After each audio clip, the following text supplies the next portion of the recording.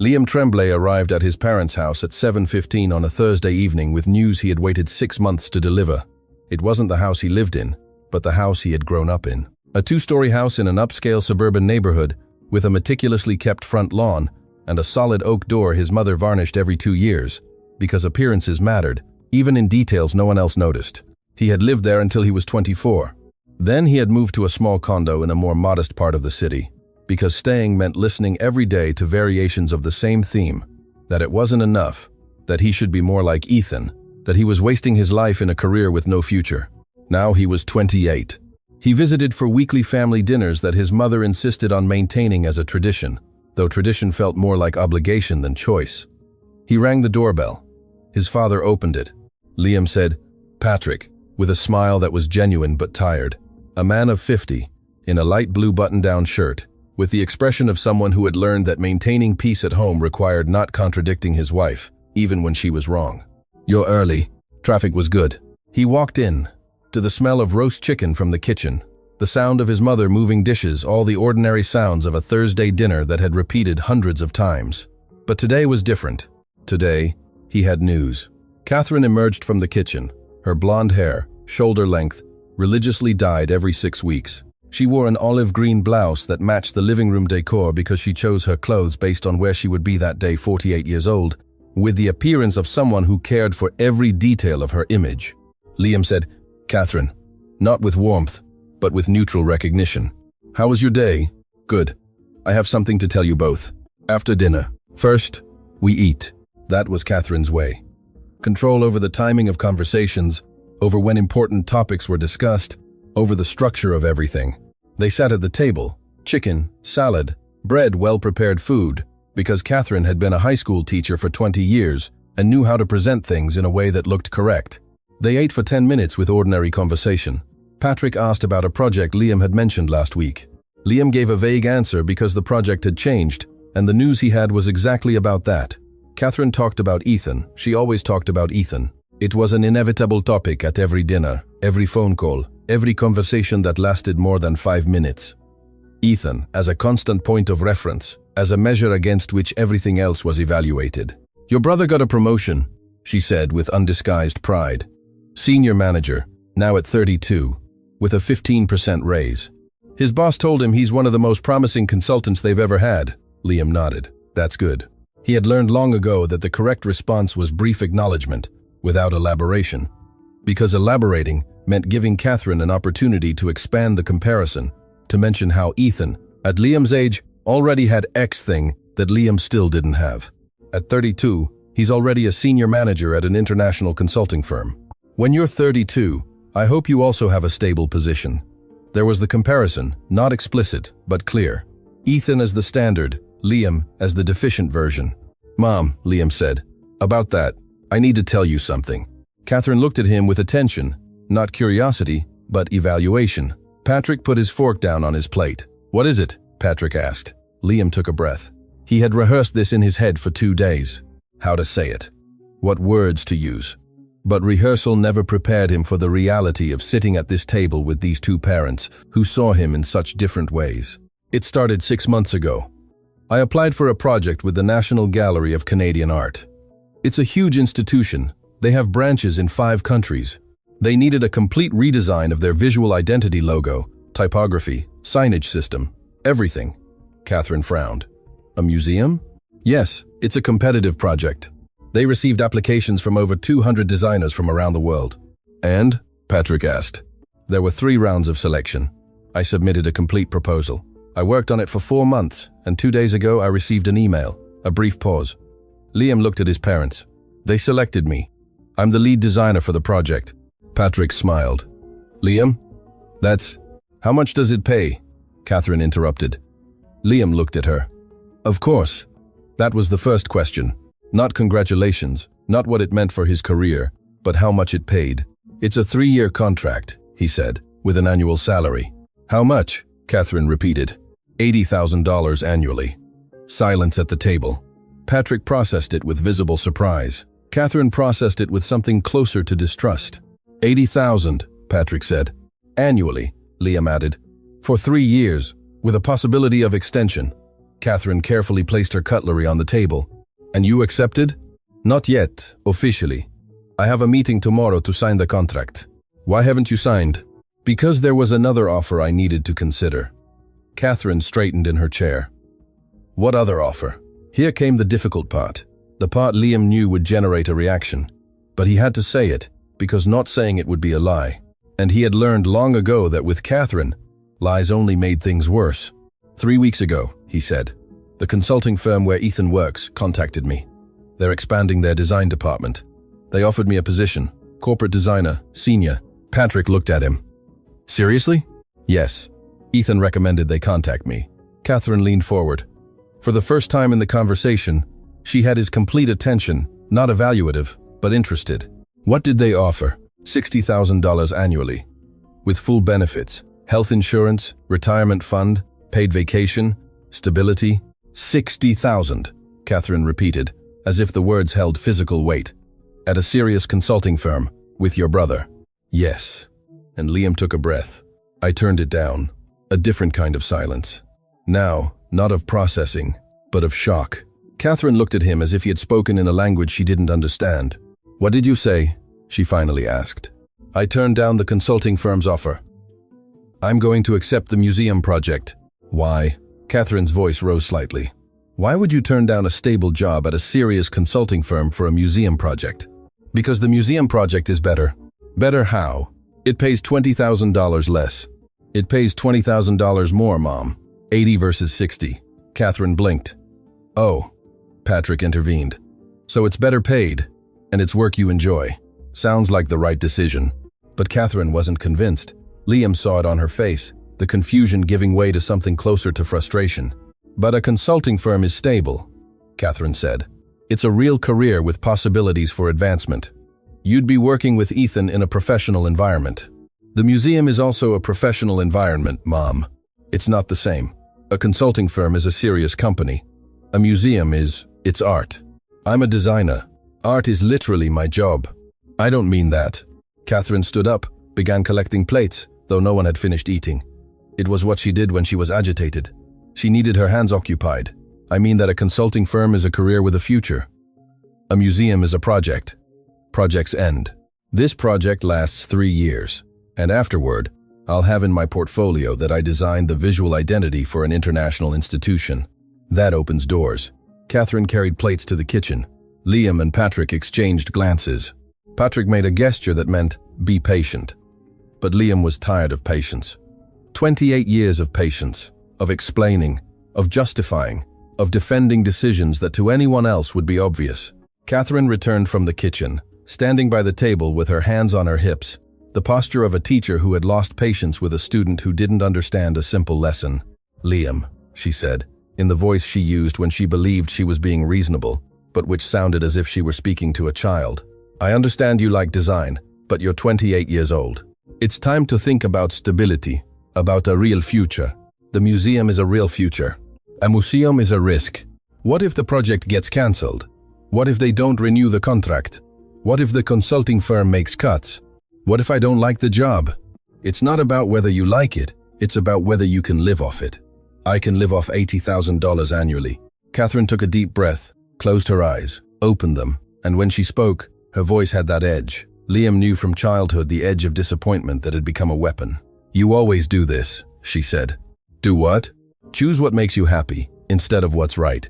Liam looked at her. And those two things can't be the same? No. When your happiness means risk, means instability, means that at 35, you'll still be living in a small condo while your brother owns a house. Is this about me or about Ethan? It's about you making irresponsible decisions. Patrick finally intervened. Catherine, he's taking a well-paid job. You don't have an opinion on this? Catherine cut him off without looking at him. She remained focused on Liam. All your life, you've chosen the difficult path, art, instead of a serious career. Design instead of administration. Projects instead of stable employment. And where has it led you? It's led me to an $80,000 contract with an international institution.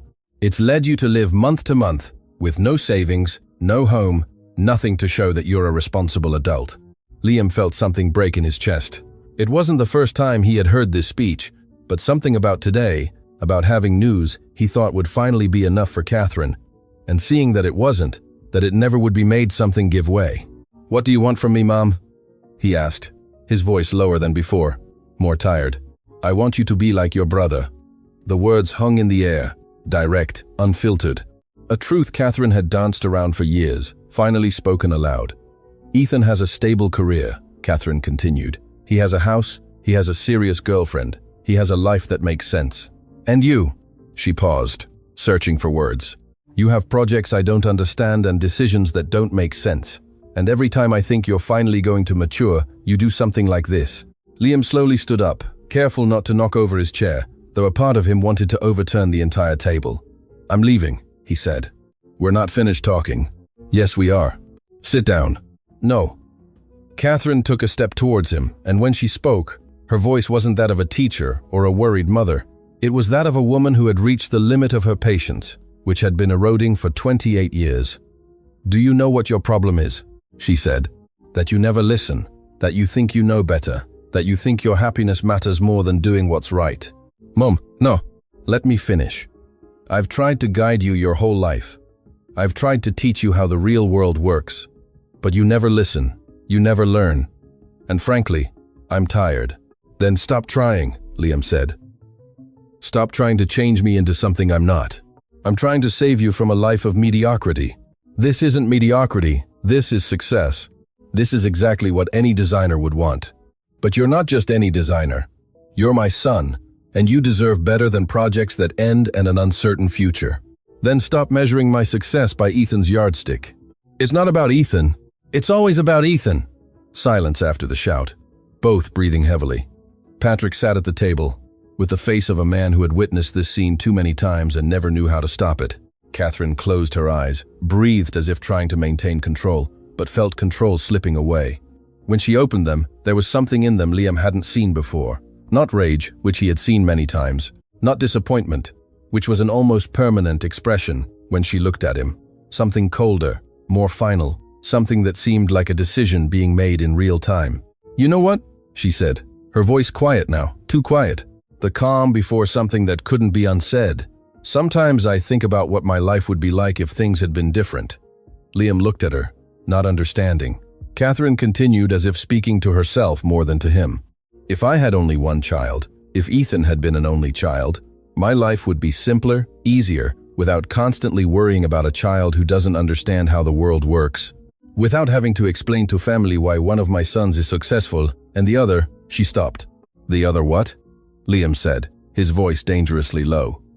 Catherine looked at him and spoke words that would change everything, though she didn't yet know how much. "I wish you had never been born." The world stopped. Patrick stood up. "Catherine!" But Catherine continued as if a dam had broken and she couldn't stop the flow. "My life would be easier, without having to carry the burden of your failure, without having to defend your decisions, without having to pretend I'm proud when all I feel is disappointment." Liam looked at her. Not with rage.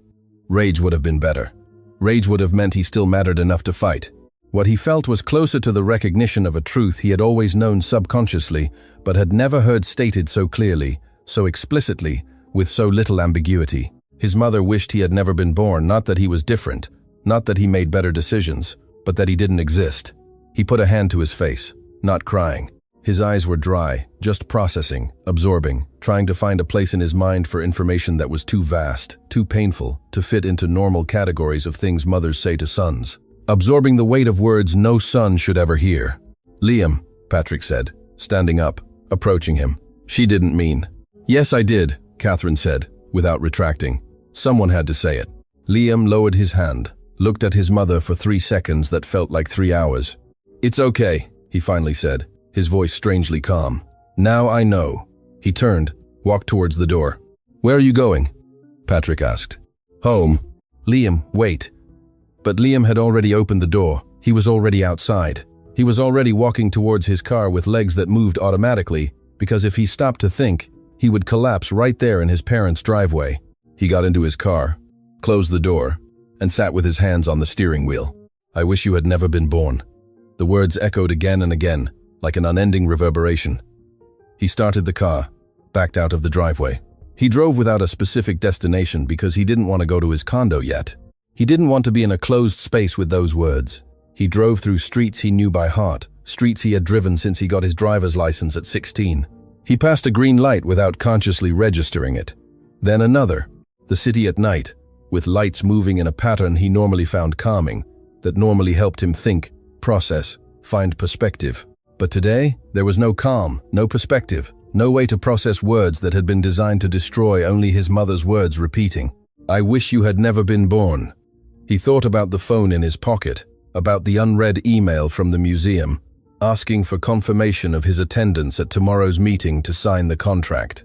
A contract worth $80,000 annually, representing the culmination of 6 months of work, exactly the kind of opportunity his mother said he should seek, though when he found it, she found a reason to dismiss it. He thought about how he had rehearsed delivering the news, about how he had hoped this time it would finally be enough, that $80,000 would be a number she couldn't ignore, that an international project would be a credential she couldn't dismiss. He had been wrong. Because for Catherine, it wasn't about numbers. It was about him not being Ethan, and never being Ethan. And she would never forgive him for it. And the realization that 28 years of trying to impress her had never been enough, that it never would be enough, that she had measured him his entire life against Ethan, and he had lost that competition before it even began. He reached an intersection, a main avenue crossing his route, a red light. Normally, he would have stopped. Normally, he would have seen the light change from yellow to red with enough anticipation to brake smoothly. Normally, he would have been present in the moment, in the act of driving, in the responsibility of operating a 2-ton vehicle on public roads. But he was thinking about words and years, and about how news he thought would change everything had changed nothing, about how the mother who had carried him for 9 months now wished she hadn't, about how his whole life had been measured against a standard he could never reach. And he didn't see the red light, and he didn't see the cargo truck coming from his left at 60 kilometers per hour with a green light, and a driver who reasonably assumed other vehicles would obey the traffic signal. And when he finally saw both things, the red light and the truck, and the inevitability of what was about to happen, it was too late to brake, too late for everything. The sound came first. It wasn't a sound Liam had heard before. It wasn't something the human brain was designed to process as normal or expected. It was the sound of things breaking that shouldn't break, of structures designed to protect collapsing under force for which they were unprepared. Metal against metal, with a force that made the ground vibrate. Not a metaphor, a literal vibration. Liam felt through the wheels, through the seat, through his bones. Glass shattering into 1,000 pieces that flew in all directions. The truck's horn continued to blare, even though the truck had already impacted. Liam's car alarm activated automatically because sensors detected a collision. Then the pain came not immediately. First, there was shock, Liam's body processing what had just happened, with a delay of several seconds. His brain trying to understand why he was on his side when he should be upright, why the airbag was in his face, why he couldn't move his right arm. And then, yes, the pain arrived. In his side, where the seatbelt had held him with enough force to break a rib. In his head, where he had hit the window, although the airbag had cushioned the impact. In his right hand, which was trapped between the deformed steering wheel and the collapsed door. He tried to move, couldn't. He tried to scream. A sound came out that was more a whimper than a scream. And then voices came from outside, people who had witnessed the accident, or who had arrived seconds later. "Call an ambulance." "Is he conscious?" "Don't move him, wait for paramedics." Liam tried to respond, to say he was conscious, that he heard them, but his mouth wouldn't cooperate. Only shallow breaths, that hurt because the broken rib made each inhalation agony. He closed his eyes, not because he wanted to sleep, but because keeping them open required effort he didn't have. And in the darkness of his closed eyes, he heard his mother's voice. "I wish you had never been born." Even now, even with his car destroyed and his body broken, the words were still there. Sirens in the distance, approaching. Liam opened his eyes again. He saw red and blue lights reflecting in what was left of the windshield, and he thought with a clarity that was almost funny in its context. If I die now, she'll feel guilty. And then, if I die now, maybe she'll feel relieved. He didn't know which was worse. Paramedics arrived, professional voices assessing the situation. Male patient, mid-20s, vehicle accident, conscious, but unresponsive verbally. Vital signs, stable, but pulse weak. We're going to have to cut the door to get him out. The noise of tools, metal being cut, more voices coordinating movements, and then careful hands moving him to a stretcher. Pain that exploded at every point of contact. Can you hear me? Blink, if you can. Liam blinked. Good. We're taking you to the hospital. Stay with us. The stretcher being pushed towards the ambulance, city lights passing overhead. The night sky he normally liked to look at, but which now only reminded him that he was lying down when he should be standing. Inside an ambulance, a narrow space smelling of antiseptic and metal, bright lights that hurt his eyes. A paramedic beside him connecting an IV to his left arm because his right arm was immobile. A blood pressure cuff on his arm, tightening, loosening, numbers Liam couldn't see being called out to another paramedic who was driving. Pressure low but stable, pulse 92, saturation 86. Professional hands touching his ribs. Liam wanted to scream when pressure reached the spot where his rib was broken, but only a whimper came out. Tenderness on the right side. Probable fracture. Possible pneumothorax. A radio crackling. A paramedic talking to the hospital. Technical language Liam half understood because he had seen enough medical shows, but which now, applied to his own body, sounded unreal. Multiple trauma. Rib fracture confirmed. Possible internal damage. Right hand severely compromised. ETA 15 minutes. We need a trauma bay. The voice on the other end confirming. Bay 3. Surgical team notified. Liam closed his eyes again. He felt the ambulance turn. He heard the siren still blaring, though traffic at this hour was minimal, and at some point during the journey, he lost consciousness, not because he fell asleep, but because his body decided it was too much, and that shutting down was better than continuing to process. Catherine Tremblay was washing dishes when the phone rang. She had been washing dishes for 20 minutes, though dinner had ended 40 minutes ago, and there had only been 3 plates, 2 glasses, and cutlery that could have been washed in 5 minutes max. But she had washed them, then dried them, then re-washed them because they weren't clean enough, even though they were. It was what she did when she said things that a part of her knew were too much, but that another part insisted needed to be said. She cleaned, reorganized, controlled small things, because big things were out of control. It was what she did when she was agitated, when she had said something she perhaps shouldn't have said, but had needed to say anyway. Patrick was in the living room. He hadn't spoken to her since Liam left, only silence, which was louder than any shout. The phone rang. An unknown number. Catherine's hands trembled as she answered. Mrs. Tremblay? Yes. This is from the General Hospital. Are you Liam Tremblay's mother? Time stopped. Catherine felt her stomach drop. Yes. What happened? Your son was in a car accident. He's in the emergency room. We need you to come as soon as possible. Is he okay? Is he alive?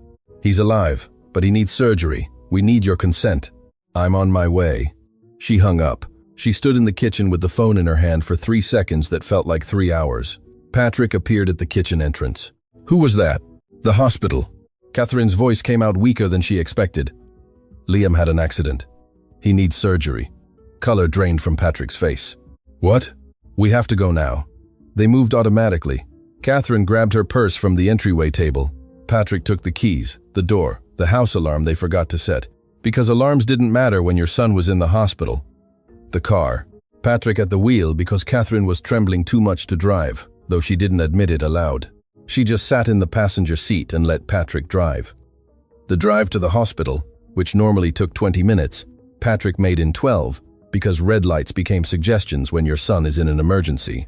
Because the speed limit ceased to be a limit and became a minimum because nothing mattered except getting there. They didn't speak during the drive. Catherine looked out the window without seeing anything. Patrick looked at the road, his jaw clenched and his hands on the steering wheel with a force that made his knuckles white. Both were thinking the same thing. About the last words Liam had heard before leaving, about how he had left, broken, destroyed, and had driven like that.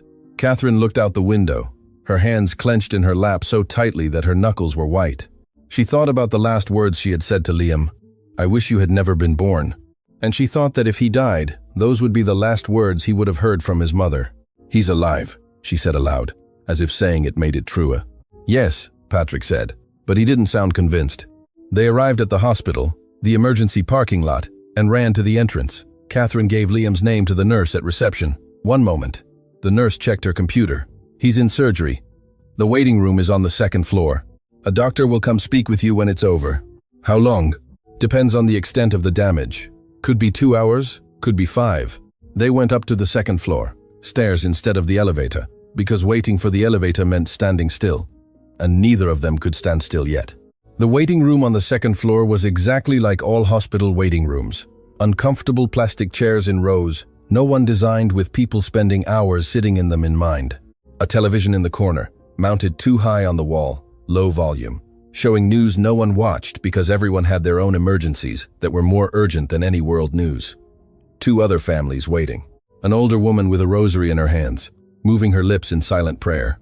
A young couple with a small child asleep in the father's arms, all with the same expression of contained anxiety, of waiting for news that could be good or bad, and not knowing which, until the doctor came out. Catherine and Patrick sat in chairs in the opposite corner, leaving space between themselves and the other families, as if trauma were contagious. They waited minutes that felt like hours, a clock on the wall ticking audibly, which Catherine could hear even though the room wasn't silent. An hour passed, then another. Catherine looked at the clock every 5 minutes as if that would speed up time, as if willpower could make the surgery end faster. Patrick didn't look at her. He looked at the television without seeing it. He looked at the wall. He looked at his hands. Anything but looking at Catherine, because looking at her would mean talking. And talking would mean saying things they both knew but couldn't yet articulate, that this was her fault, that the words she had said had caused this, that if Liam died on the operating table, it would be because she had pushed him towards that table with her cruelty. At 11:30, Ethan arrived. Catherine had called him from the hospital, had left a message because Ethan hadn't answered, but now he was there with a worried face and a shirt that suggested he had come directly from dinner with friends. "What happened?" he asked. Patrick told him what they knew. Accident, surgery, waiting for the doctor. "But how?" Ethan asked. "How did the accident happen?" Catherine and Patrick looked at each other. Patrick waited for Catherine to respond. Catherine looked at her hands. "He was home for dinner," she finally said. "We had an argument. He left upset." Ethan looked at them. "What kind of argument?" "It doesn't matter. Now it does." "What did you argue about?" Silence. Catherine didn't respond. Neither did Patrick. Ethan looked at his father. "Dad, what happened?" Patrick sighed. "Your mother told him things that she shouldn't have said." "What things?" "Things anyone would say in a moment of frustration," Catherine said defensively. "He's always so difficult. Always choosing complicated paths when he could choose stability." "What did you say to him, Mom?" The question hung in the air of the waiting room. The other families pretended not to listen, but obviously, they were. It was impossible not to. Catherine looked at him. Her older son, her perfect son, the one who had never given her problems, the one who had never questioned her decisions, the one who had always done the right thing, the expected thing, what she needed him to do. The one who now looked at her with an expression she didn't recognize. It wasn't respect. It wasn't admiration. It was something closer to disappointment. And Catherine didn't know how to handle that because Ethan had never been disappointed in her. "I told him I wish he had never been born." The words came out smaller than when she had originally said them. In the kitchen with Liam, she had shouted them. "Here," she whispered them. But they meant the same thing. Ethan looked at her as if seeing her for the first time. "What?" "I was angry. He had turned down a job at your consulting firm to accept a museum project." "Wait." Ethan raised a hand. "He told you about the museum project?" "Yes. A design project for a museum." Ethan sat down, ran a hand over his face. "I know about that project. Liam told me 3 weeks ago.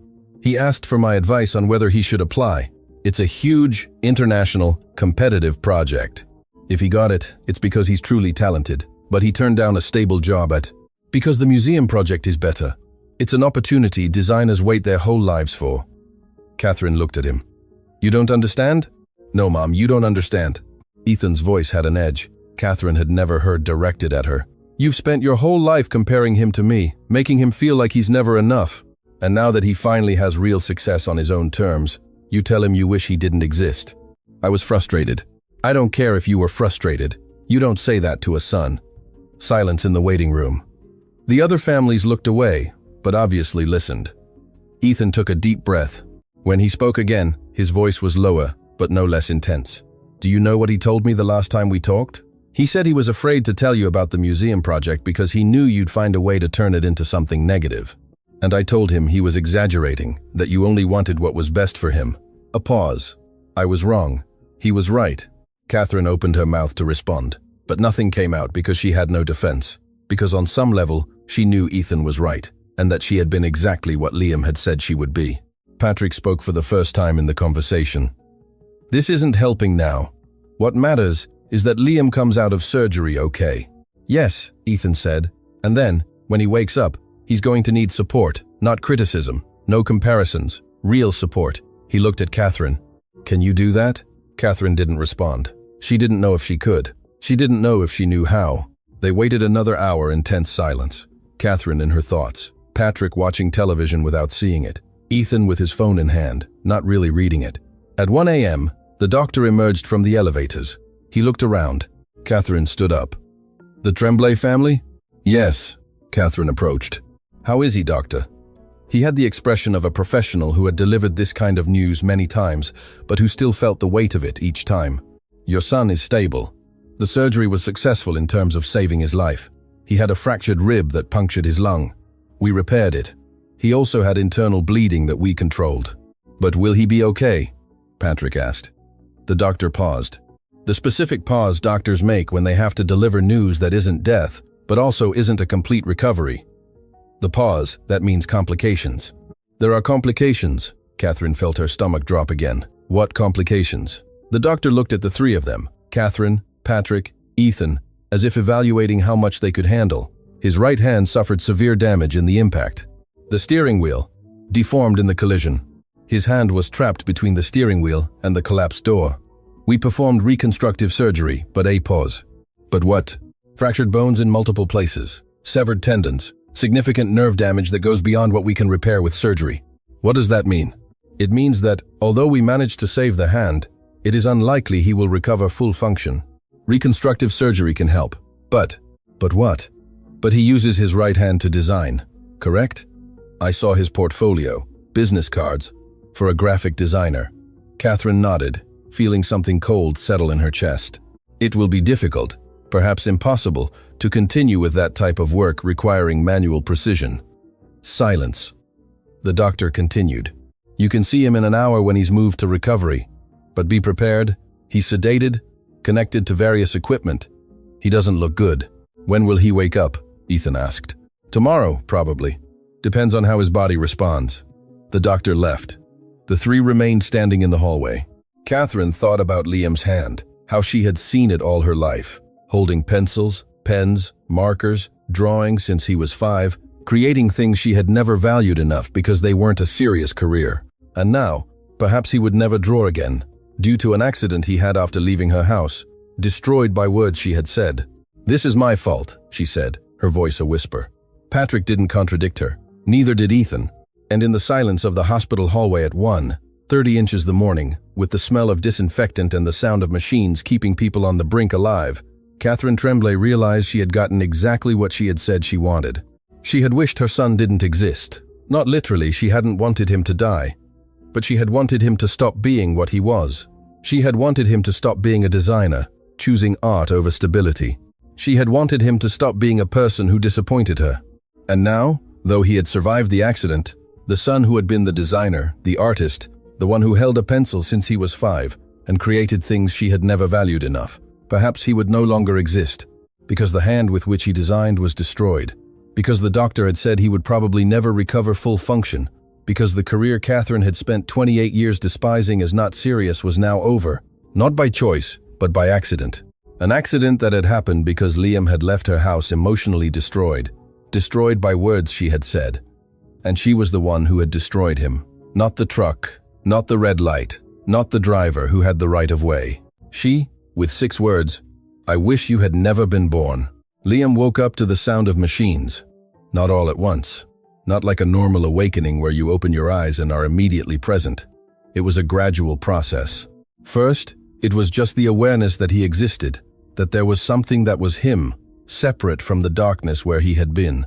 Then came the awareness that existing hurt, pain that had no specific location, but was everything, his entire body as a source of discomfort. Then awareness of sounds, the regular beep of a heart monitor marking a rhythm that felt too slow but was probably normal. The constant hum of an IV pump injecting something into his system. Distant voices in the hallway, footsteps, carts with squeaking wheels, a hospital symphony anyone who has spent time in one knows and fears. He opened his eyes, light too bright, closed them, waited, opened them again more slowly. White ceiling, fluorescent lights, a green curtain around the bed that didn't block sound but created an illusion of privacy. Hospital. He was in a hospital. He tried to move. His body didn't cooperate. His left arm had an IV connected, his chest had something pressing on it, and his right hand, he looked towards his right hand. It was wrapped in thick bandages, elevated in a sling, immobile. He tried to move his fingers. Nothing happened. Panic began to set in. Not the panic of not being able to move his hand, but the panic of knowing what not being able to move it meant, of remembering what he did with that hand, of understanding that if he couldn't move it, then he couldn't. A nurse entered, saw he was awake, smiled with professionalism that was genuine but practiced. "Mr. Tremblay, welcome back. How do you feel?" Liam tried to speak. His throat was dry. A sound came out that wasn't a word. The nurse brought over a glass of water with a straw. Slowly, Liam drank the water. It tasted of medicine and plastic, but wet his throat enough for words to be possible. "What happened?" His voice came out raspy. "You were in a car accident. We operated last night. You're in recovery. Fragments of memory returning. Car, intersection, truck, impact. And before that, the kitchen, his mother, the words." "What day is it?" he asked. "Friday. It's 11 a.m. Friday." He had a meeting with the museum today to sign the contract for. He looked at his right hand again. The hand with which he signed. The hand with which he designed. The hand that was now wrapped and immobile. And that would probably never again. "My hand," he said. He looked at the thick bandages covering it. "What happened to my hand?" The nurse's expression changed. The professional smile gave way to something closer to compassion. It was the expression nurses develop when they work long enough in hospitals. The one they use when they have to deliver news that isn't death, but also isn't good. The one that says, "This is going to change your life, and I'm sorry. The doctor will come speak with you about that in detail. Let me let him know you're awake." "No." Liam spoke more forcefully. "Tell me now. Basically, what happened?" The nurse looked towards the door as if calculating whether breaking protocol was worth it or if she should insist on waiting for the doctor. She decided that a patient, awake and anxious, deserved an answer, even if incomplete. "Tell me now. The doctor can explain better." "Tell me." The nurse looked at him, assessed. She decided that lying or evading would be worse than the direct truth. "Your hand suffered severe damage in the accident. Fractured bones, severed tendons, nerve damage. We performed reconstructive surgery, but she stopped." "But what?" "But full recovery is unlikely. You'll need physical therapy, maybe more surgeries, and even then, to what? Even then, you probably won't recover full function." The words settled in Liam's chest with the weight of a sentence. Won't recover full function. Which, in medical language, meant his hand would be there, but wouldn't work as it should, that his fingers wouldn't move with precision, that holding a pencil or a mouse or design tools would be difficult or impossible, that his career as a designer had ended before it truly began. "Is anyone out there?" he asked, because he didn't want to be alone with this information, though he wasn't sure he wanted to see the people who were probably out there either. "Your family has been here all night. Do you want me to let them in?" Liam thought about that. Family. Catherine, who had told him she wished he had never been born. Patrick, who hadn't contradicted her. Ethan, who probably didn't even know what had happened. "Just my brother," he said, "if he's there."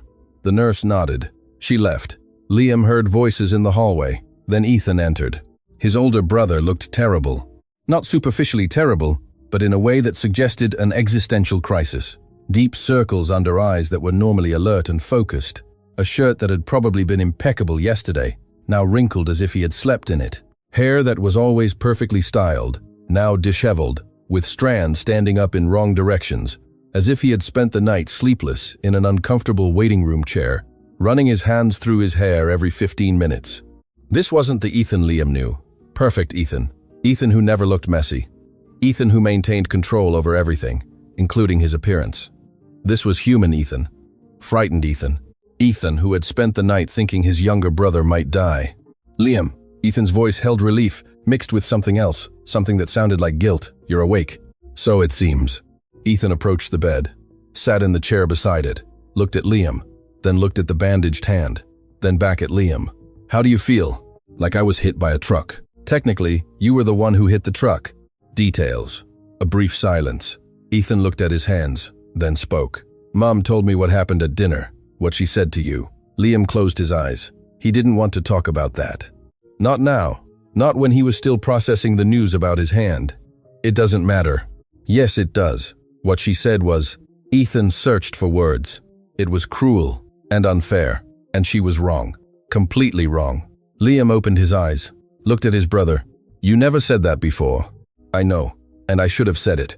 I should have defended you. All the times Mom compared you to me. All the times she ignored your achievements. I should have said something.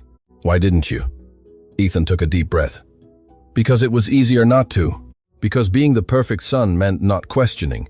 And because... He stopped. Because part of me enjoyed being the favorite. And that makes me as guilty as her. Liam hadn't expected that. Not such direct honesty, not an admission of guilt. Is she out there? He asked. Yes, she and Dad have been there all night. She's shattered. Good, Liam said. What do you want me to say, Ethan? That I forgive her? That I understand she was frustrated and said things she didn't mean? No, I don't expect that. Ethan looked towards the door, then back at Liam. I just want you to know that she knows she was wrong, and that she's terrified of having lost you. She didn't lose me. I'm here.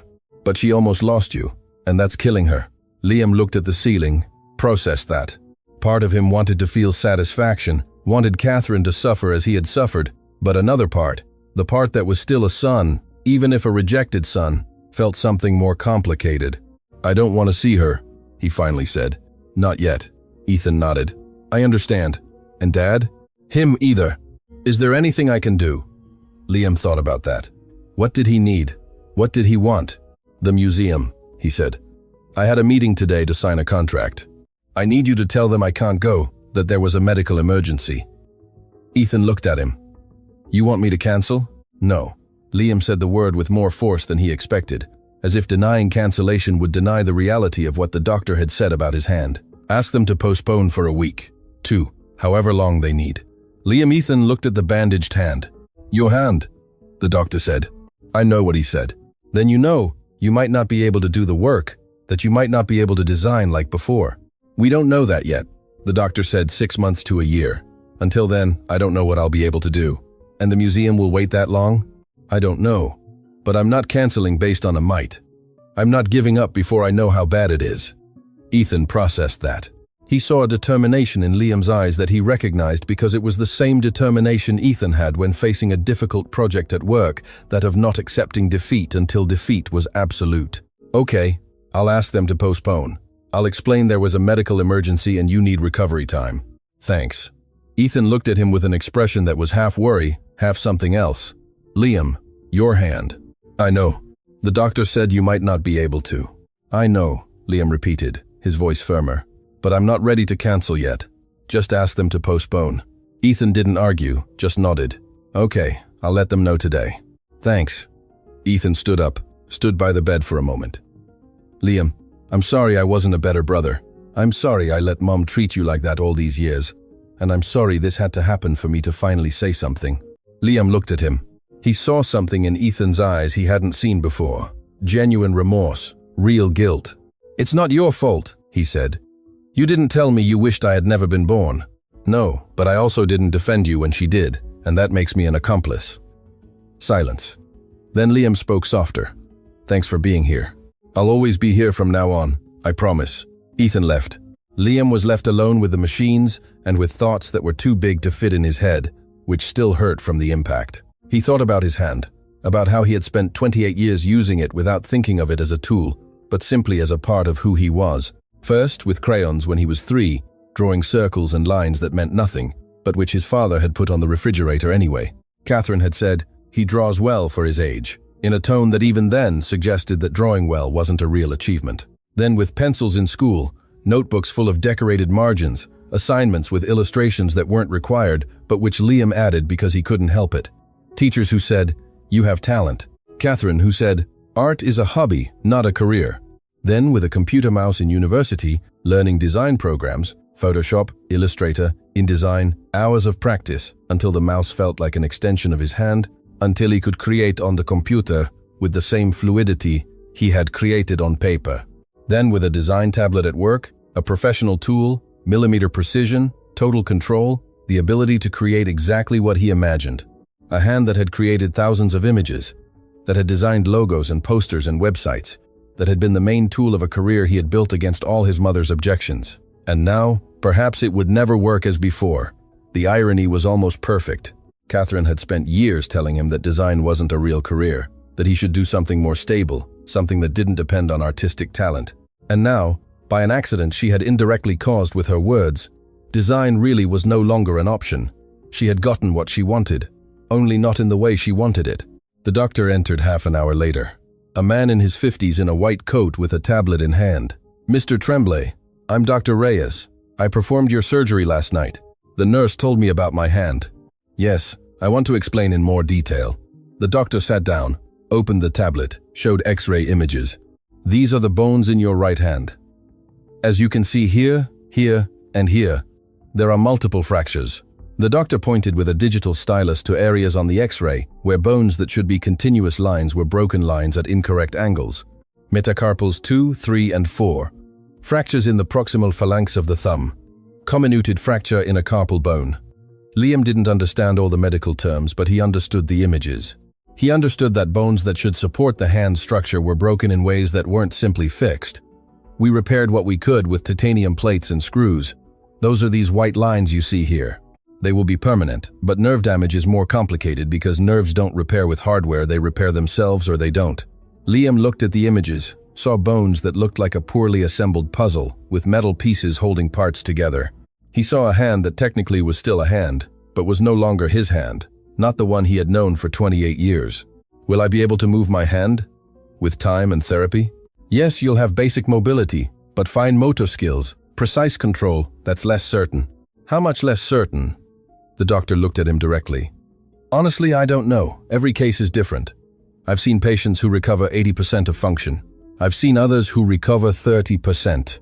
It depends on how the nerves heal, how well you respond to therapy, on factors we cannot predict. And for graphic design, for work that requires precision, with a mouse and digital tools, for holding a stylus on a tablet for hours, for precisely controlling where each line, each dot, each curve goes, the specificity of the questions made the doctor understand that Liam wasn't asking in the abstract. He was asking about his life, about his career, about his identity. The doctor paused, not to evade, but to choose his words carefully, to give truth without completely removing hope. "It's going to be difficult.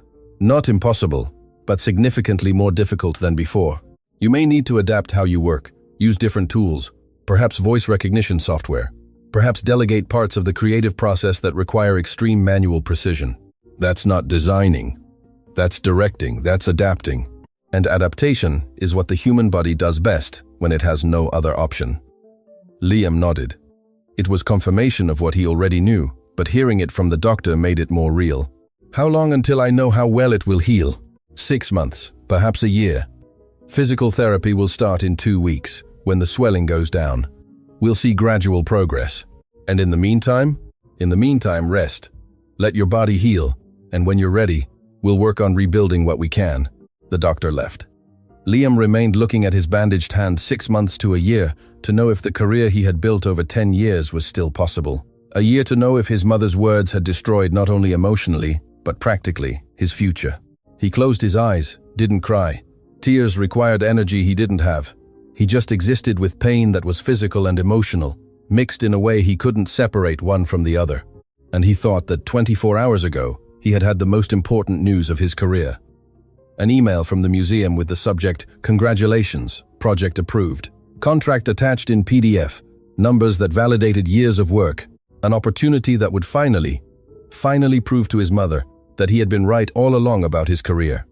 He had rehearsed how to deliver the news. He had planned dinner. He had imagined Catherine's reaction when she heard the figure of $80,000 annually. He had thought that perhaps this time it would be enough for her to say, "I'm proud of you," without adding, but instead, he had gotten, "I wish you had never been born." And 24 hours later, he was in a hospital bed with a broken rib that had punctured his lung, with contusions covering half his body, with pain that required morphine to be tolerable, and now he had a broken hand that might never work as before, and a mother who wished he had never been born, and a future that was uncertain in a way that terrified him more than the accident itself, because the accident had been terror concentrated in seconds. Seeing the truck, knowing the impact was inevitable, and then darkness.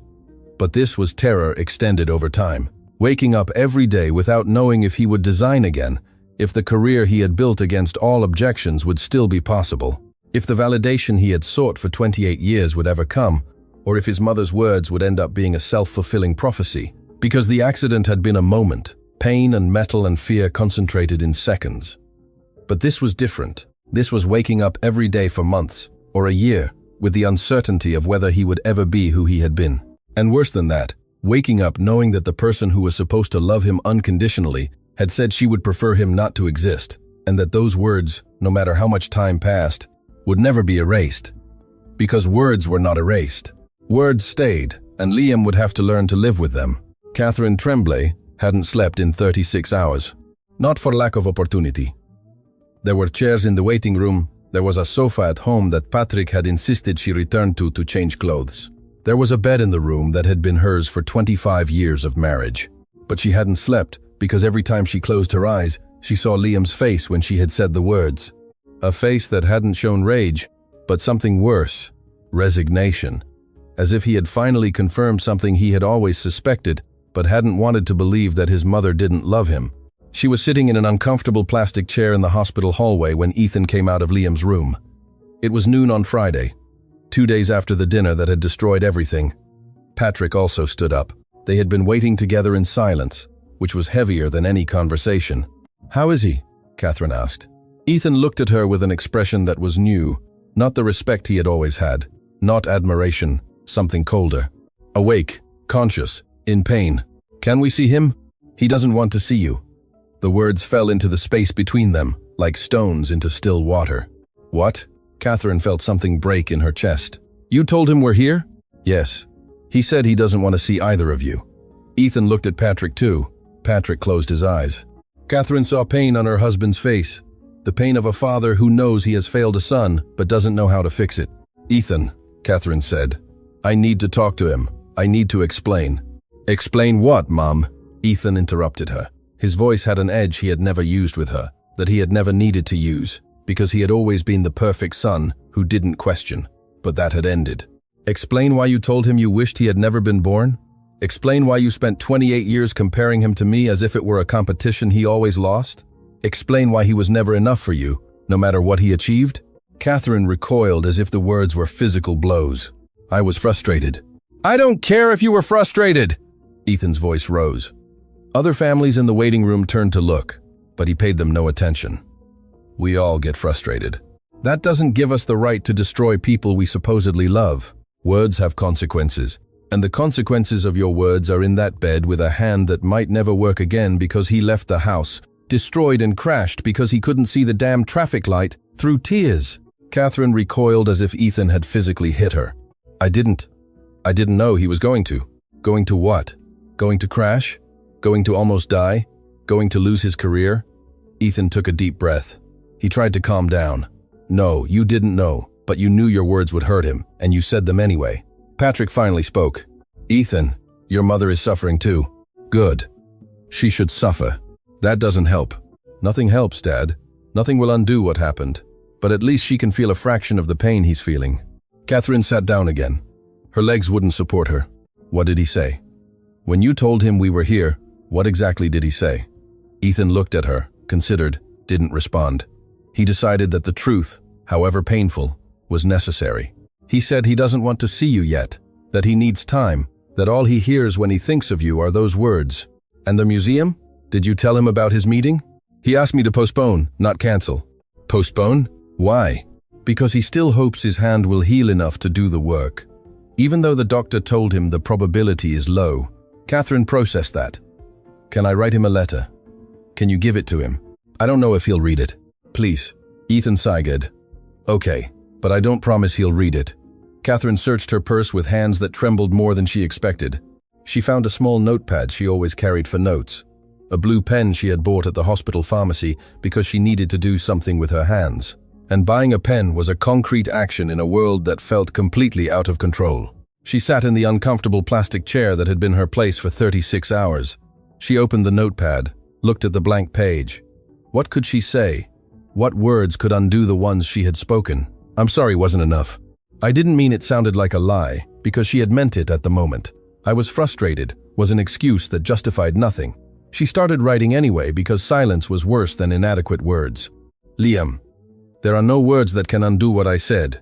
No apology that is enough. But I need you to know." She stopped. What did she need him to know? she wrote. Erased. Wrote again.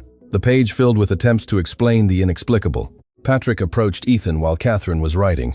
He spoke in a low voice so Catherine wouldn't hear, though a part of him thought she perhaps should hear, that perhaps she needed to hear the unfiltered truth. "How is he, really?" Patrick asked, with the voice of a father who has failed, but who still cares, who still wants to know, even if the answer will hurt. "Physically stable. Rib will heal. Lung will heal. Will he heal emotionally?" Ethan shook his head. He looked towards Liam's room door, as if he could see through it. "He's broken, Dad, and I don't know if he can be fixed. I don't know if we can fix him. I don't know if anything can fix him. And his hand, the doctor says. 6 months to a year to know. But between you and me, the way the doctor was talking, I don't think he'll recover enough function to design like before."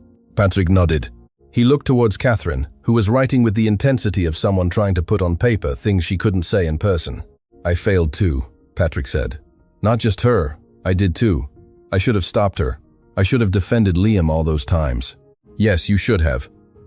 "Do you think he'll forgive me?" Ethan looked at his father, a man of 50, who had spent 25 years choosing peace over justice, choosing his wife over his son, choosing silence over defending what was right. "I don't know, Dad. Honestly, I don't know." Catherine finished writing, folded the paper, and gave it to Ethan. "Please, give him this." Ethan took the paper. "I'll give it to him, but I can't force him to read it." He entered the room again. Liam was staring at the ceiling, with the expression of someone thinking things he'd rather not think. "Liam." Liam turned his head. "What happened? Did you talk to the museum?" "I sent them an email. They'll respond later. But Mom wrote a letter for you." Liam's expression hardened. "I don't want it. Just read it, please." "Why should I?" "Because even if she's wrong, even if she said unforgivable things, she's still your mother and she's shattered." "Good," Liam said. "I said I don't want it. Keep it. Burn it. I don't care." Ethan placed the letter on the table beside the bed. "I'll leave it here. If you change your mind, it's there." Liam didn't respond, just looked at the ceiling again. Ethan left, told Catherine he had left the letter, but Liam hadn't wanted to read it. He saw something die in his mother's eyes when he said that. 3 days later, Liam was still in the hospital. Doctors wanted to keep him under observation because the punctured lung required monitoring, his hand required daily dressing changes, and honestly, Liam wasn't in a hurry to leave because leaving meant going to his empty condo, where he would have to face the reality of what he had lost. Catherine's letter remained on the table beside the bed, unopened. Liam looked at it every time a nurse entered or when Ethan visited, but he didn't touch it. Ethan came twice a day, morning and evening. He brought news from the outside world, from work, from ordinary things that felt extraordinary in the context of a hospital room. On the 4th day, a Wednesday, Ethan arrived with different news. Liam noticed it in his posture. Ethan normally entered with the casual air of someone visiting out of family obligation. Today, he entered with something more deliberate. The museum responded. He said without preamble. Liam straightened in bed with a movement that hurt because his rib was still healing, but which he ignored because the museum was more important than the pain. Ethan pulled out his phone, opened an email, showed it to Liam. Liam read the polite, professional words. "We regret the medical emergency. We wish you a speedy recovery. We understand the need to postpone." And then the important part. They said they understand the medical emergency, that they hope you recover well, and that Ethan paused. That what? That they can wait 4 months, but they need confirmation that you'll be able to do the work. They need to see an updated portfolio. They need proof that your hand has recovered sufficiently. 4 months? Yes. Liam processed that. The doctor had said 6 months to a year to know the extent of recovery. The museum was giving him 4 months. It's less time than the doctor said. I know. What if I don't recover in 4 months? Then they'll look for another designer. Liam closed his eyes. I understand. Liam, you can still cancel. You can tell them you won't be able to do the work, that you need more time. No. Why not? Because if I cancel now, it's admitting my career is over, and I'm not ready to admit that yet. Ethan didn't argue, just nodded. I'll tell them you accept the 4 months. Thanks. Ethan stood up to leave. At the door, he stopped. Liam. Catherine still comes every day. She sits in the waiting room, waits in case you change your mind. I'm not changing my mind. Okay, just wanted you to know. He left. Liam looked at the letter on the table, a folded white paper with Catherine's handwriting visible through the creases. He didn't know what it said, didn't want to know, because he knew that no matter what it said, It wouldn't erase the words she had spoken. Apologies didn't erase words. Explanations didn't erase them. Time didn't erase them. I wish you had never been born. Those words were etched in his mind with the permanence of a scar, and nothing Catherine wrote in a letter would change that. Day 8. Liam was discharged from the hospital. Ethan picked him up. He took him to his condo, which felt different. Though nothing had physically changed, only Liam was different. With his hand in a sling, with pain that required medication every 6 hours, with a future that was different from the one he had had 8 days ago. Ethan helped him up the stairs with the patience of someone who understands that every step hurts when you have a broken rib. 2 flights, 24 steps that Liam had climbed thousands of times without thinking, and which were now an obstacle requiring concentration. Opening the door with a key that Ethan had to use because Liam's left hand didn't have enough precision yet, and his right hand was immobile. Entering a space that was his own, but which now felt different, not because the condo had changed, but because he had changed. And returning to the place that belonged to a previous version of himself felt like entering a museum of a life he could perhaps no longer live. A small condo, 1 bedroom, a living room that was also a dining room, a kitchen the size of a closet, a bathroom with a dripping shower, rent that consumed 1/3 of his freelancer income, but it was his, in a way his parents' house never had been. And in the corner, a desk with a computer, a large 2.4 first-inch monitor, a Wacom Cintiq design tablet he had saved 6 months to buy tools he had used thousands of hours, which he now looked at with uncertainty as to whether he would ever use them again. "Do you need anything?" Ethan asked. "No, I'm good." "Are you sure?" "Yes, thanks for everything." Ethan left. Liam was left alone in the condo with a silence that was too loud. He went to the desk, sat in the chair, looked at the design tablet, a tool that had been an extension of his right hand for years. He lifted his left hand. He awkwardly took the stylus, like someone who had never used their left hand for precise tasks. He placed it on the tablet. He tried to draw a simple line. The line came out shaky, irregular, nothing like the lines he used to make with his right hand. He tried again. Another line, equally bad, and another, until frustration turned into rage, and rage turned into something closer to despair. He dropped the stylus on the desk with a frustration that was greater than just bad lines. It was the frustration of a lifetime, of 28 years trying to prove his worth, of a career built against objections, of a mother who was never proud. He put his head in his hands, his left hand, which now had to do the work of 2, his right hand, which was there, but didn't work, which would probably never work as before. And for the first time since the accident, he cried. He hadn't cried in the hospital when the nurse gave him the news. He hadn't cried when the doctor showed him x-rays of his broken bones. He hadn't cried with Ethan when he told him about the museum. He hadn't cried when he saw Catherine's unopened letter. He had maintained control because control was what he had. It was the only thing he had. But now, alone in a condo that smelled of a closed space for days without ventilation, facing the reality of a design tablet he might never use with the precision it required, facing the shaky lines his left hand made, facing everything he had lost in a second of not seeing a red light, he finally allowed himself to break. So many sobs came from a deep place, that they weren't just for his hand. They were for everything, for his mother's words, for years of comparisons, for the accident, for an uncertain future, for a fear he hadn't admitted until now. That perhaps Catherine was right and design wasn't a real career and he should have listened, and now it was too late. He cried for a hand that might never work again, for a career he had built against all objections, for a mother who had told him she wished he had never been born, for a father who had never defended him, for a life he had had 8 days ago that now seemed to belong to another person. And when he finished crying, when the tears dried and his breathing calmed, he made a decision. He wasn't going to give up. Not yet. Not after everything. He had 4 months, 120 days, 2,880 hours. It wasn't much time to relearn a skill that had taken 10 years to develop, but it was the time he had. 4 months to learn to design again, in a different way, not necessarily better, but different. With his left hand, if his right hand didn't heal enough. With voice recognition software, if his hands couldn't do fine work. With assistants who would execute his vision if he couldn't execute it physically. With any tool that worked, because it had to work. He had to try, because giving up meant Catherine was right, that design wasn't a serious career, that he should have taken the job at the consulting firm, that he should have been more like Ethan. And Liam preferred to fail trying to prove her wrong than to succeed by admitting she was right. He preferred to fail trying than to succeed by doing what his mother had always wanted him to do. He picked up the stylus again with his left hand. which felt clumsy and unnatural, like using a tool backward, like writing with a hand that had never learned to write. And he began to practice one line from top to bottom, shaky like all the previous ones, bad angle, inconsistent pressure, bad in ways that were obvious even to an untrained eye, but a real line on the screen. And then another horizontal, now equally bad, but a little less so than the first, because his hand was learning, his brain was adapting. Muscles that had never done this work were discovering how to do it.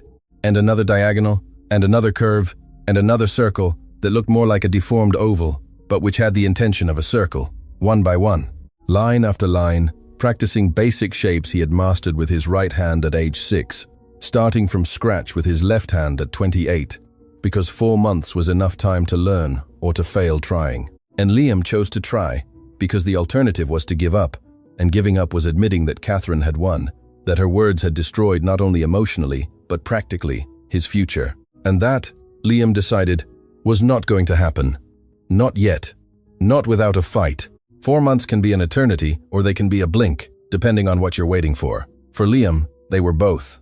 They were 120 days of waking at 6 a.m. when the alarm blared insistently, making the pain in his hand feel sharper, by contrast with sleep that was never deep enough. Pain he had learned to measure on the scale doctors used. Pain that on a good day was 3 out of 10, on a bad day was 7. That never completely disappeared, though medication helped, and though he had learned to ignore the constant hum of discomfort that was his new normal, of physical therapy 3 times a week, where the therapist moved the fingers of his right hand at angles that hurt but were necessary to regain mobility, of practicing with his left hand for hours until his wrist ached and his fingers cramped. There were nights of falling asleep at his desk, with the tablet still on and half-finished lines on the screen, of waking with a sore neck and a numb left hand, of looking at work he had done 4 months ago with his right hand and comparing it to what he could do now with his left, and feeling a gap that seemed impossible to close. They were days of progress so slow that some days it seemed there was no progress, of lines that were still shaky, though less than at first, of circles that were still ovals, though less deformed, of control that improved in increments so small they were only visible when he compared today's work with work from a month ago.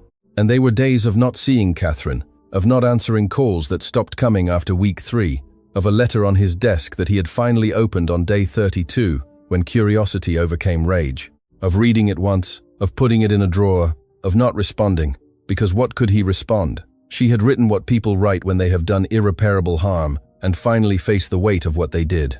I'm sorry, the most used and least useful words in human language. I didn't mean it, a lie they both knew was a lie, because she had meant it at the moment, though she now regretted it. I was wrong. A truth that came too late to change the damage. I love you. Words that were perhaps true, but sounded hollow after I wish you had never been born. Please forgive me, a request that was fair, but didn't come with the right to be granted. Words that were probably sincere. Liam believed that. He believed Catherine truly felt remorse, that she truly regretted it, that she truly wanted a different relationship. But sincerity didn't erase words already spoken. Remorse didn't heal wounds already inflicted, and wanting a different relationship didn't automatically create that relationship. They didn't change anything, or at least they didn't change enough. Because Liam had learned something in these 4 months of rebuilding a skill he had taken for granted his whole life. He had learned that some things, once broken, don't mend the same way that they can heal, that they can function, but that they will never be what they were before, like his right hand, which after 4 months of intensive therapy had recovered perhaps 60% of function. He could hold things, could make a fist, could make basic movements, but fine control, the precision that design required. That remained difficult, possible in short bursts, but not sustainable for the hours that real work required. Like his relationship with his mother, which after 4 months of silence had healed in the sense that acute rage had given way to something closer to sadness, but which would never be what it had been before, because trust, once broken, wasn't restored with apologies. And Liam was okay with that, or at least he was learning to be okay with that. Today was day 120, the last day of the deadline the museum had given him. Liam was in his condo with his completed portfolio on screen. 5 designs he had created over months, using a combination of his left hand for rough work and his right hand for details when he could, and assistance software when he couldn't. They weren't his best works. He knew it. Anyone who saw his previous portfolio and compared it to this one would see a difference. They would see that the lines were slightly less precise, that some details were less refined, that there were places where he had clearly needed software assistance instead of doing it manually. But they were good enough, professional, functional, and most importantly, they were his. He had fought for every line, he had won every pixel with effort he had never needed before. He checked his email one last time. The museum had requested an updated portfolio, plus a video conference to discuss his capacity to complete the project. The video conference was scheduled for 2 p.m., 20 minutes left. Someone knocked on the door. Liam frowned. He wasn't expecting anyone. Ethan came on Sundays. Today was Tuesday. He opened the door. Ethan was there with an expression Liam couldn't immediately interpret. "What's wrong?" Liam asked. "Can I come in?" Liam stepped aside. Ethan entered. He looked around the condo he had seen dozens of times in the last 4 months, but which he now looked at as if it were the first time. "Is everything okay?" Liam asked. "Yes. I needed to see you before your meeting." "How do you know about my meeting?" "You told me on Sunday, remember?" Liam nodded. He had been so focused on preparing his portfolio that the days blended. "And I wanted to wish you luck, and to tell you that Ethan stopped, searched for words, that I'm proud of you, of what you've done these 4 months, of how you've fought." Liam hadn't expected that. "Thanks." And also Ethan took an envelope from his jacket. "Catherine asked me to give you this. She said she'd understand if you don't read it, but that she needed to try." Liam looked at the envelope, another letter, nothing different. "I don't want it. Just take it. If you decide to open it, fine. If not, that's okay too, but at least take it." Liam took the envelope with his left hand, which was now his dominant hand. He left it on the table, unopened. "Anything else?" "Yes." Ethan took a deep breath. "Catherine's in the hospital." Time stopped. "What?" "She's okay. It's not an emergency, but she had a severe anxiety attack 3 days ago. Patrick took her to the emergency room. Doctor said it's stress, that she needs rest. They kept her under observation for 2 days. She was discharged yesterday." Liam processed that. Part of him wanted to feel satisfaction, wanted to think it was justice, that Catherine was suffering the consequences of her words. But another part, the part that was still a son, even if a wounded son, felt something more complicated. "Why are you telling me this?" "Because I thought you should know. And because Ethan looked at Liam directly. Because at some point you're going to have to decide if you're going to forgive her or not. Not today, not tomorrow, but eventually. And I wanted you to have all the information when you make that decision. I don't know if I can forgive her." "I know, and that's okay, but at least think about it." Ethan left. Liam remained staring at the envelope on the table. 15 minutes until the meeting. He opened the envelope. Inside was a photo. Old, faded, about 25 years ago. It was a photo of Liam at age 3, sitting on the living room floor of his parents' house.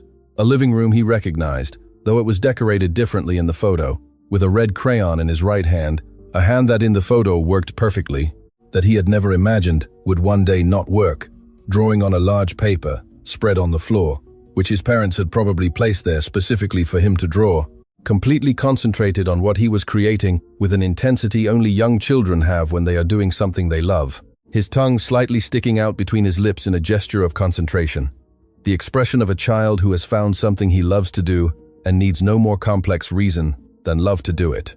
And behind him, barely visible in the corner of the photo, was Catherine, younger, darker hair, without the lines around her eyes she had now, looking at him with an expression Liam couldn't remember seeing directed at him in recent years, looking at him with a smile that was genuine, not forced, with pride that was real, not conditional, with love that came without comparisons. There was a note written on the back of the photo in Catherine's handwriting. "Liam, this is my favorite photo of you. You were 3 years old. You drew for 2 hours straight. I watched you and thought you were going to be an artist, and I was proud. I don't know when I forgot that. I don't know when I started measuring your success with the wrong yardstick, but I want you to know I was always proud. I just forgot how to show it. I'm sorry. It's not enough, but it's all I have. Mom." Liam looked at the photo for a moment that felt like an hour, though the clock only marked 2 minutes.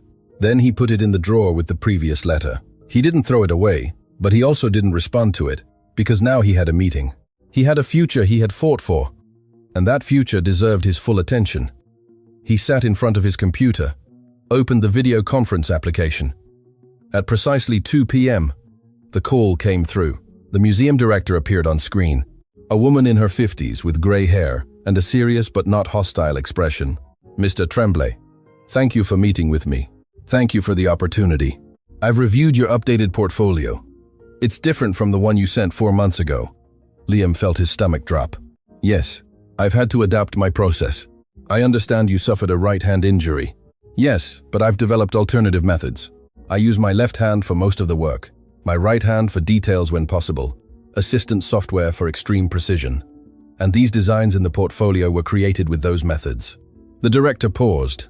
Liam prepared for rejection, to hear that the work wasn't enough, that they needed a designer who could work in a traditional way, that they were sorry, but they're good, the director said, in a tone that wasn't condescending, but genuinely evaluative. One professional recognizing the quality of another professional. Liam blinked.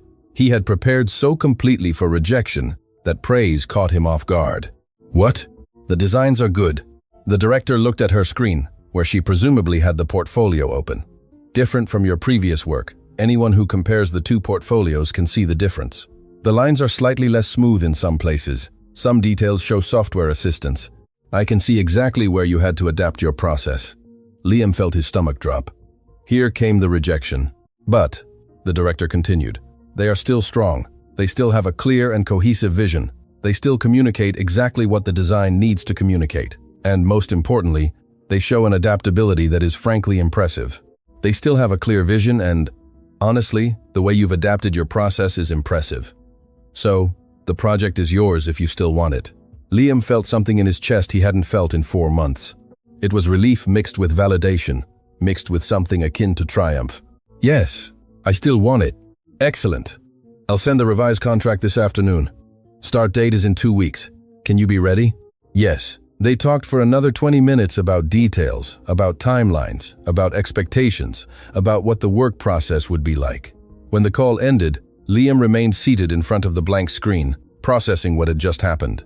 He had done it against the odds, against pain, against the cautious predictions of doctors about his recovery, against a deadline that had seemed impossible. He had fought for 4 months and he had won. He hadn't won in the way he had planned. Not with a fully recovered right hand, not with a return to previous normality. He had won in a different way, an adapted way, imperfect, but it was still a victory. He picked up his phone, called Ethan. How did it go? Ethan asked before Liam could speak. They gave me the project. A brief silence. Then, Liam, that's incredible. I know. How do you feel? Liam thought about that. How did he feel?